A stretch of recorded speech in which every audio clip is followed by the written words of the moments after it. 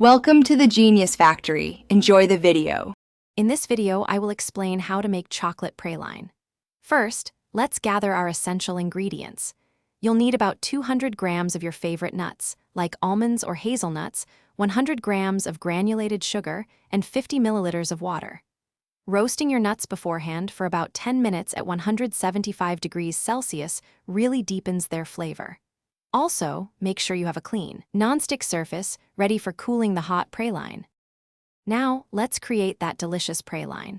Combine your sugar and water in a saucepan over medium heat. Cook this mixture until it reaches a beautiful golden caramel color, around 170 degrees Celsius. Carefully add your roasted nuts to the hot caramel, stirring quickly to ensure every nut is perfectly coated. Then, pour this hot mixture onto your prepared non-stick surface and allow it to cool completely and harden. Tempering chocolate is key for a professional finish. First, melt about 300 grams of good quality chocolate, bringing it up to 45 degrees Celsius. Next, cool it down to 27 degrees Celsius by adding some unmelted chocolate pieces and stirring constantly. Finally, gently reheat the chocolate to 31 degrees Celsius.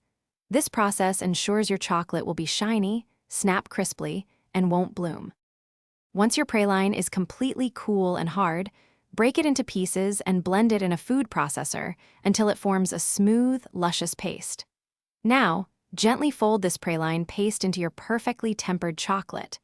You can then pipe this mixture into molds or spread it to create a slab, letting it set until firm. Remember to check the description for a link to the Shark AI Ultra Robot Vacuum and other great deals to keep your kitchen spotless after all this delicious work.